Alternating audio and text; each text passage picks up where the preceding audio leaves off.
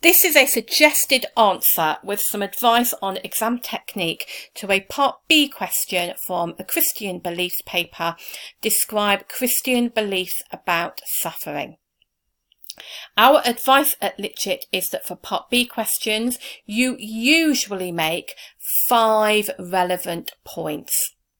That is particularly the case if you were asked to describe a story, so describe the resurrection of Jesus, for example. In these sort of questions where you're being asked to describe a belief, if you make 3 really well-made points with sources of wisdom and key terms, you could expect to get full marks. But to keep it simple, we're going to stick with the instruction, make 5 points. But I would give a proviso, keep an eye on your time. If your 5 minutes is up and you've only made 3 points, move on. It's much easier to pick up a mark or 2 at the start of a question than to scrabble around for those final marks. Definitely never sit there in an exam, tapping your pencil, trying to think of your 5th point. Move on, it's not worth it.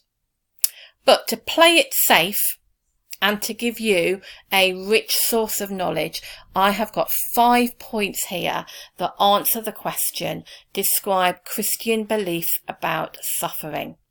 The first thing I will point out, and as I always say, I'm not trying to get a book deal, not trying to get a Nobel Prize for literature, just trying to pass my GCSE exam and get full marks. And so my answer is a little bit repetitive and formulaic because the start of each section begins with Christian beliefs and suffering, because that is what the question is about. So Christian beliefs, suffering. Christian beliefs, suffering. Christians believe, suffering. Christians believe. Suffering is in there somewhere. There it is. And Christians believe, suffering. Repetitive, boring, but I don't care. I'm letting the examiner know I am answering the question. Give me full marks. My first point is that Christians believe that suffering could be seen as a natural consequence of free will. And I've linked that with the story of the fall, because if we can freely choose our actions, we can freely choose to do all the horrible things that cause suffering. If this was a Part C, I might pause and explain, give examples, link with Augustine, but it isn't. It's a Part B. I'm making a brief point and then moving on. Then my second point is that a second Christian belief about suffering is that it could be seen as a test from God. And my source of wisdom for that is Job. That is a really short point, but actually I'm answering the question. I've got a source of wisdom, and faithfulness is a really good RE word. So be happy with it and move on.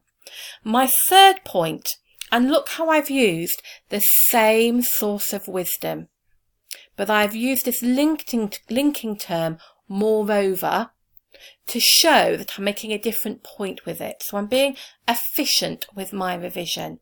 So the book of Job also teaches that there isn't always a reason for suffering. So you do look at the story of Job, don't you? And you do think this just is not fair. Why him? And the book of Job teaches that there isn't always a reason why people suffer. It's just what it is. Don't blame God and show some humility and accept that he knows better than you. That's my third point. Again, if this was a Part C, I might have some more meat in there. I might have some more examples from the story of Job, but it isn't. So I'm moving on. My fourth point is that Jesus knows what it is to suffer, and therefore Christians might ask him for support with their own suffering.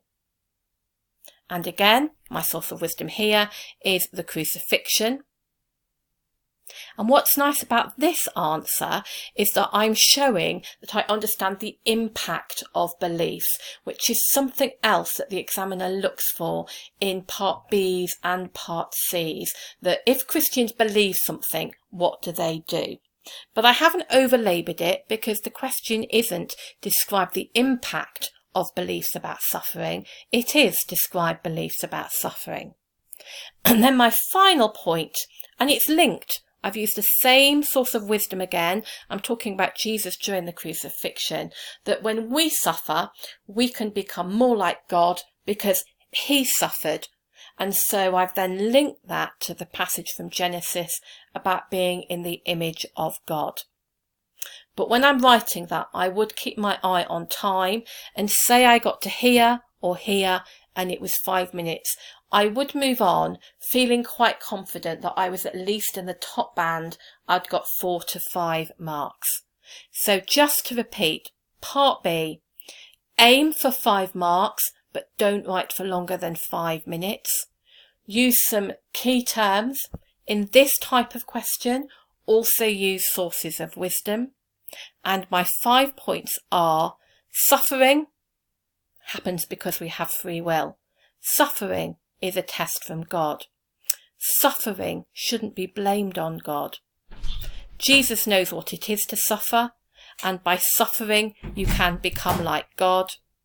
My sources of wisdom are the fall, Job, the crucifixion, and Genesis image of God.